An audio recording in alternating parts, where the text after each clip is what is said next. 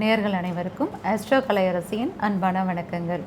29/4/2022 வெள்ளிக்கிழமை அன்று சனி பகவான் அதிசாரம் பெற்று மகரத்திலிருந்து கும்பத்திற்கு நகர்கிறார்.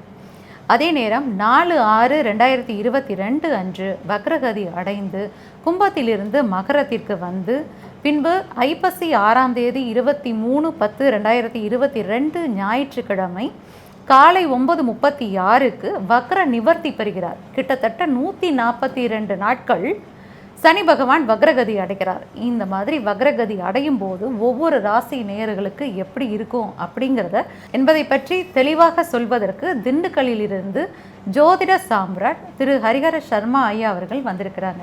அவங்க கிட்ட கேட்டு ஒவ்வொரு ராசிக்காரர்களுக்கு எப்படி இருக்கும்னு நம்ம தெரிஞ்சுக்கலாம். ஐயா வணக்கம். வணக்கம். அன்பான கடகராசி நேயர்களே, சனி பகவான் மகர ராசியிலிருந்து கும்ப ராசிக்கு அதிசாரம் வாங்கி பெயர்ந்து மீண்டும் மகரத்துக்கே வராரு. அப்போ வக்ரகதி அடைகிறார். கிட்டத்தட்ட 142 நாள் வக்ரகதி அடைகிறார். அந்த மாதிரி நேரத்தில் கடகராசிக்கு எப்படி இருக்கும் அப்படிங்கிறத பற்றி கொஞ்சம் சொல்லுங்க ஐயா. ஏன்னு கேட்டிங்கன்னா 9ஆம் இடத்தையும் அதாவது 1ஆம் இடத்தையும் சுகஸ்தானத்தையும் பார்க்குறாரு. அப்படி பார்க்கும்போது என்ன மாதிரியான நிகழ்வுகள்லாம் இருக்கும் அப்படிங்கிறத சொல்லுங்கள். பொதுவாகவே இப்போ நம்ம இந்த சனி பகவானை பொறுத்த வரைக்கும் திருக்கணித்த ஒரு பக்கமும் வாக்கியத்த ஒரு பக்கமும் போயிட்டுருக்குது. ஸோ அதனால் எந்த ஸ்தானத்தை அவர் பார்க்குறாங்கிறது ஒரு பெரிய மகத்துவமாக நம்ம சொல்ல முடியல. இருந்தாலும் நம்ம ஜோதிட ரீதியாக சில நல்ல தகவலை கொடுக்கணுங்கிறதுல பார்க்கும்போது நமக்கு கடகராசி அப்படின்னு எடுத்துக்கிட்டால் இப்போ அவர் சனி பகவான் மகரம் மற்றும் கும்பம் 7 மற்றும் 6 8ஆம் இடத்திற்கு அதிபதி கடகராசிக்காரங்களை பொறுத்த வரைக்கும். அது சந்திரனுக்கு அது டோட்டலாகவே மாரகாதிபதி வர்த்தமாதிபதி நம்ம சொல்லிட்டு இருக்கிறோம்.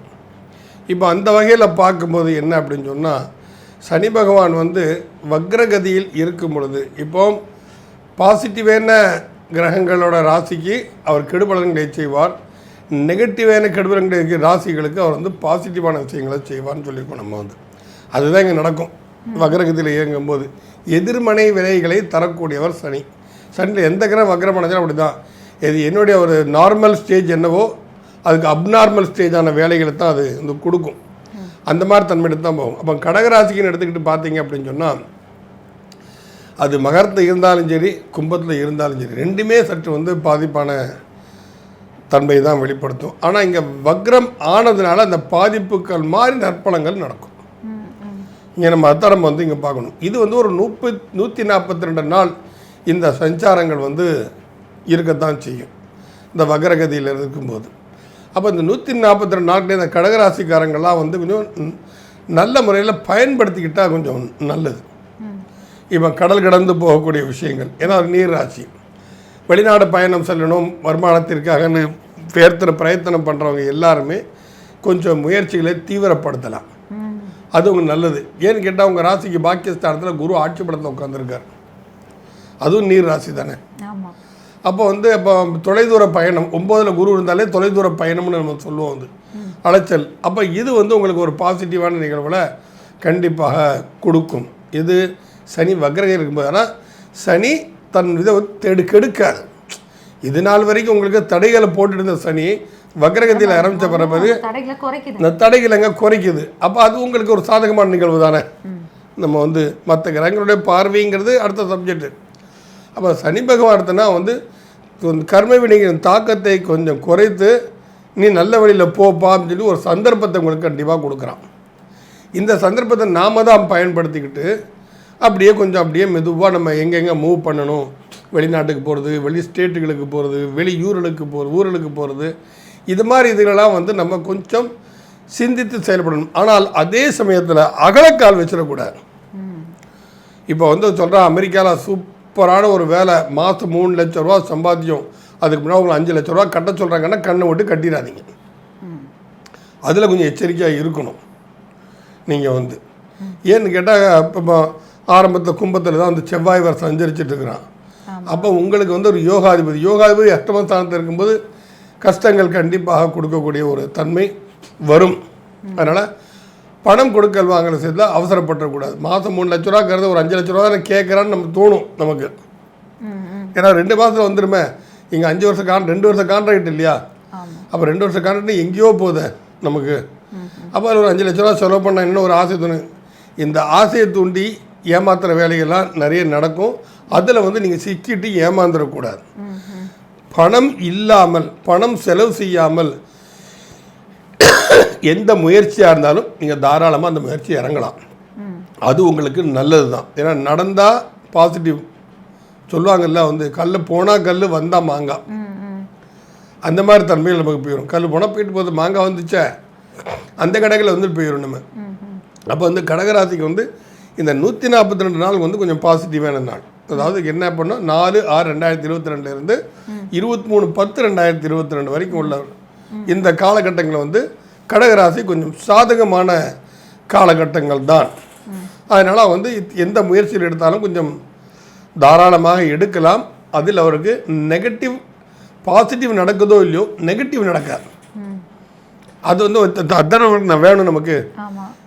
நல்லது நடக்காட்டாலும் பரவாயில்ல, கெடுதல் நடக்காமல் இருக்கணும் இல்லையா. நல்லது நடக்காமல் இருக்கிறதே ஒரு கெடுதல் தான்.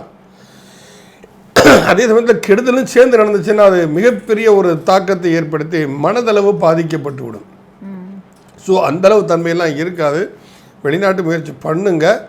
கமிஷன் ஏஜென்ட் யார்ட்டையும் பேசினாலும் வந்து சம்பளம் வந்தால் அதுலேருந்து அவங்க எடுத்துக்கிற மாதிரி பார்க்கணுமே தவிர அட்வான்ஸாக பணம் கட்டிட்டு போகிற வேலையை நீங்கள் வச்சுக்க வேண்டாம்.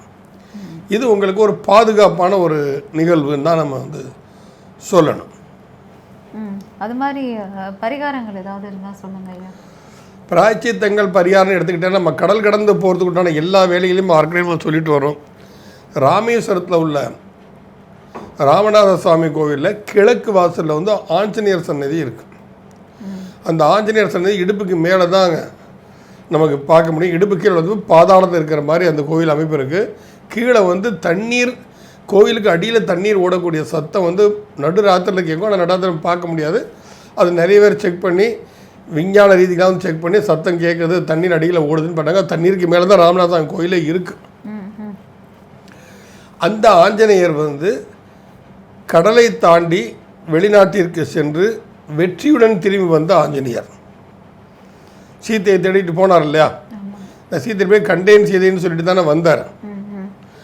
அப்போது அந்த ஆஞ்சநேயருக்கு போய் நீங்கள் வழிபாடு பண்ணினால், பிரார்த்தனை பண்ணினீங்கன்னா கண்டிப்பாக உங்களுக்கு இந்த வெளிநாட்டு அமைப்புங்கிறது, வெளிநாட்டுக்கு போய் வெற்றிகரமாக சம்பாதிச்சு வெளிநாட்டு போய் வெட்டியை கை வீசிட்டு வந்தால் என்ன பிரயோஜனம்? கை நிறைய காசோடு வரணும். அதுதானே வெளிநாட்டு போகுதுங்கிற அர்த்தமே.